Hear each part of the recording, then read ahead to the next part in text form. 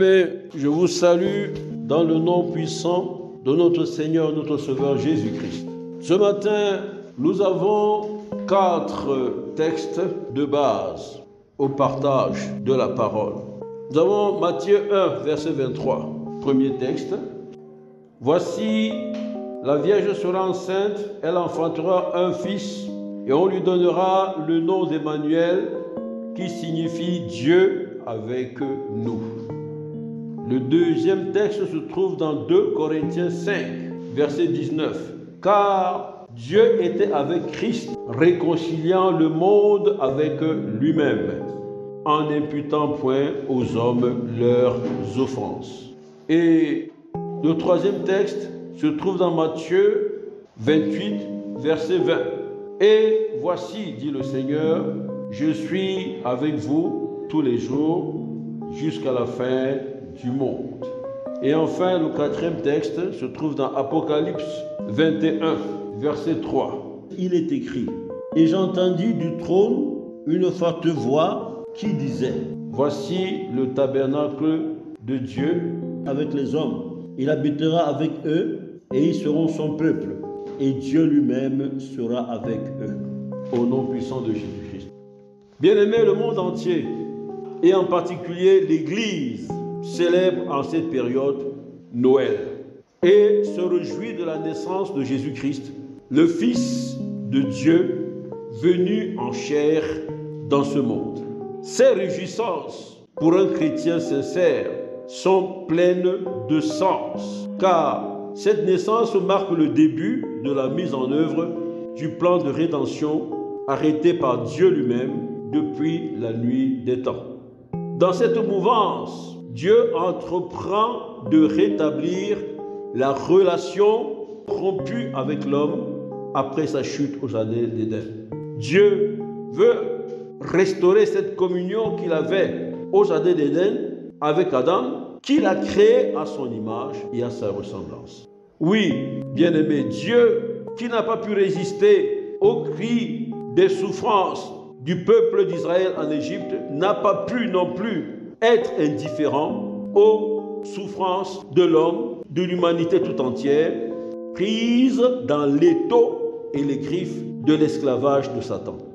Dieu descend donc pour être désormais avec son peuple et déployer toute sa force et sa puissance pour le libérer. Les actions que Dieu va entreprendre à cet effet et à chaque étape sont, bien-aimés, pleines de richesses dont nous devons nous approprier pour bénéficier des bienfaits de sa présence. D'où le thème ce matin, les 3 dimensions de l'action puissante d'Emmanuel, Dieu avec nous, dans la destinée de l'humanité. Je répète, les 3 dimensions de l'action puissante d'Emmanuel, Dieu avec nous, dans la destinée de l'humanité. Bien-aimés, ce thème, nous allons l'aborder dans un premier temps, sur le rachat de l'homme. Dans un deuxième temps, sur la transformation de l'homme. Et dans un troisième temps, sur la restauration de l'homme dans la présence glorieuse du Père pour l'éternité. Pour ce qui est du premier volet, Dieu avec nous et le rachat de l'homme, nous devons nous référer à la parole de Dieu dans Luc 4, versets 18 à 19, où le Seigneur Jésus décline le mandat qui lui a été donné par le Père à la venue dans ce monde. Il dit lui-même ceci, reprenant la prophétie d'Ésaïe. Il dit: l'Esprit du Seigneur est sur moi, parce qu'il m'a oint pour annoncer une bonne nouvelle aux pauvres. Il m'a envoyé pour guérir ceux qui ont le cœur brisé, pour proclamer aux captifs la délivrance et aux aveugles le recouvrement de la vue, pour envoyer libres les opprimés, pour publier une année de grâce du Seigneur. Bien-aimés, le texte que nous venons de lire met en relief 2 aspects importants. D'abord, Jésus dit qu'il est venu proclamer aux captifs la délivrance et aux aveugles le recueillement de la vue, renvoyer libres les opprimés.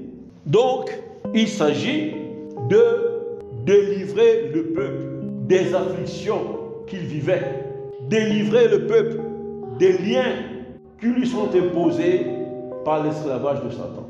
Et deuxième chose importante, il annonce une année de grâce. La grâce, c'est la faveur divine, une faveur imméritée. Mais c'est également ici dans ce texte la dimension du pardon et de la miséricorde de Dieu, qui sont mus par son amour incommensurable qu'il a pour nous. C'est donc deux choses importantes qui sont relevées ici. Et le Seigneur, ici, annonce cette bonne nouvelle qui ne devrait pas nous laisser indifférents. Parce qu'aujourd'hui encore, il faut bien le dire, il y a des souffrances, il y a des frustrations, il y a des liens, il y a l'oppression que les hommes vivent. Et ces cris sont toujours là. Et Jésus nous dit que, bien-aimés, je vous annonce que c'est le temps de la grâce. C'est le temps du pardon. Vous pouvez donc réellement profiter de cette disposition de mon Père pour que vous soyez délivrés de toutes ces oppressions. C'est ça qui est la chose qu'il faut retenir. Et de manière méthodique et didactique, le Seigneur va mettre en œuvre ce plan. Il va commencer par appeler à la repentance. Et c'est ce que Jean-Baptiste va faire, qui va préparer le chemin du Seigneur.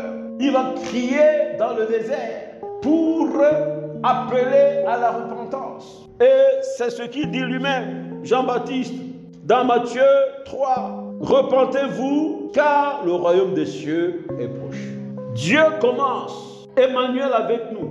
Dieu qui vient vivre avec nous commence par nous appeler à la repentance. Il dit le royaume des cieux est proche. Repentez-vous, n'est-ce pas? Et il prêchait le baptême de repentance pour la rémission des péchés. On le voit dans Luc 3, verset 3 et suivant.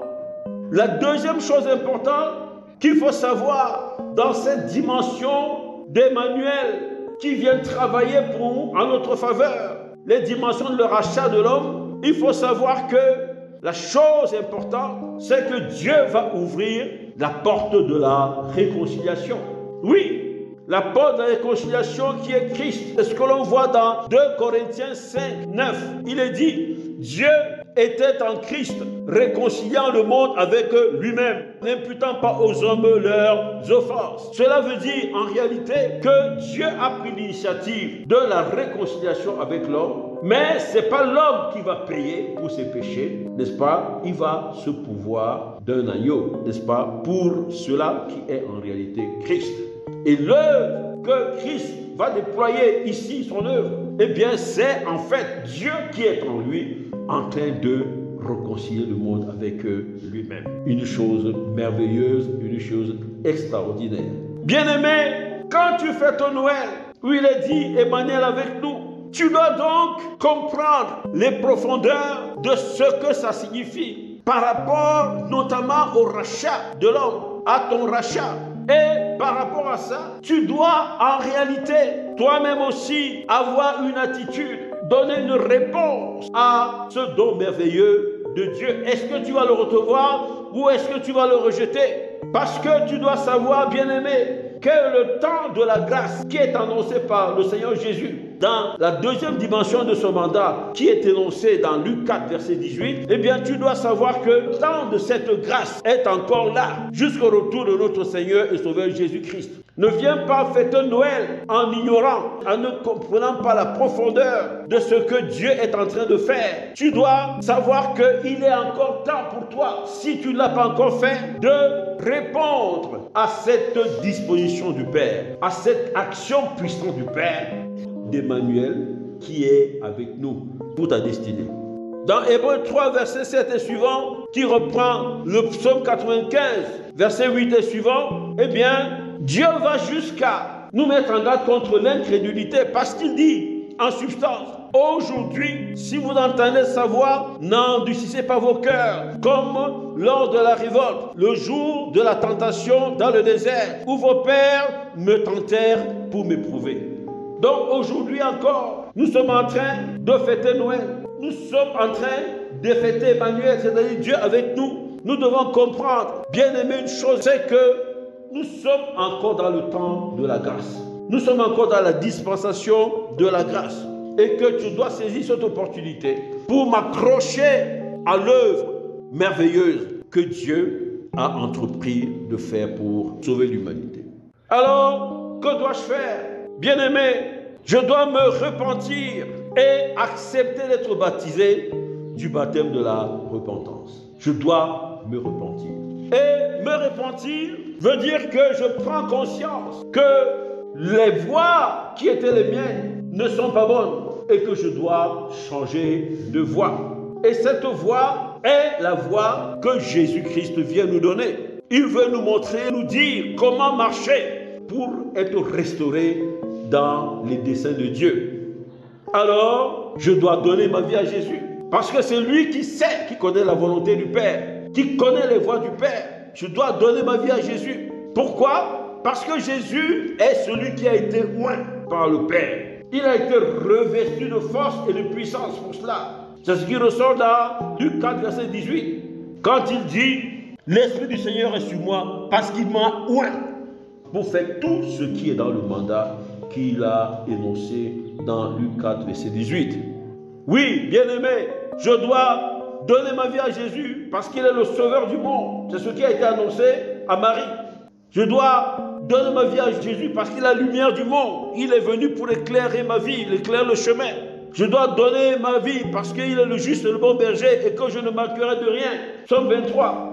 Je dois donner ma vie à Jésus parce qu'il est le chemin, la vérité et la vie. Il est le chemin qui me permet de connaître la pensée du Père, la volonté du Père, qui seul peut me permettre d'être restauré dans la vie de Dieu.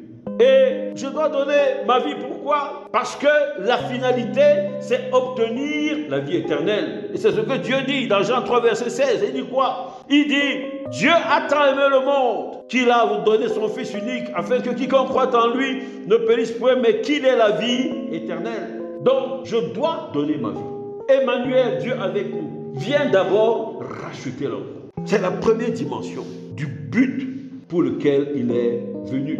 La première dimension de la compréhension des profondeurs de sa mission ici-bas. La deuxième dimension d'Emmanuel, Dieu avec nous, est que en vivant avec nous, Dieu vient nous conduire dans la transformation. Dans la transformation, oui. Bien-aimé, c'est l'accomplissement de Joël 2, verset 28. Il est dit, après cela, je répandrai mon esprit sur toute chair.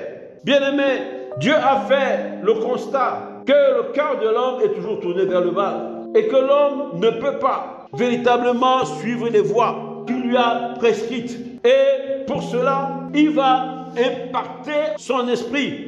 Oui, le peuple reçoit l'Esprit de Dieu pour être en mesure d'accomplir sa volonté.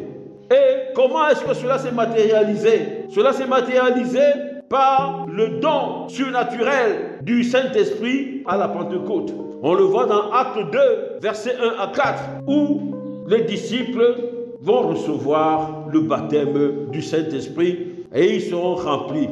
Eh bien, dans cette dimension, Dieu vient habiter en toi. Dieu vient habiter en moi. Et nous sommes désormais le temple du Saint-Esprit. Dans un premier temps, Emmanuel, c'est-à-dire Dieu avec nous, a la connotation de Dieu vient parmi nous. D'accord? Dans la deuxième dimension, c'est Dieu vient en nous. C'est-à-dire le Saint-Esprit vient en nous. Dieu vient habiter en nous. Je deviens le temple du Saint-Esprit. D'accord? Et à ce moment-là, j'ai la capacité de faire l'œuvre de Dieu. J'ai la capacité d'obéir à Dieu. J'ai la capacité de marcher selon la volonté de Dieu. Et cet esprit qui vient en toi va jouer un rôle capital dans ta marche avec Christ. Parce qu'il est ton consolateur. Parce qu'il est ton enseignant qui te permet de comprendre les profondeurs de la pensée de Dieu. Il est ton avocat. Il va intercéder pour toi. Il va prier pour toi. La parole dit que nous ne savons pas prier, c'est le Saint-Esprit qui prie en nous par des soupirs inexprimables. Il connaît la pensée de Dieu et il connaît tes désirs.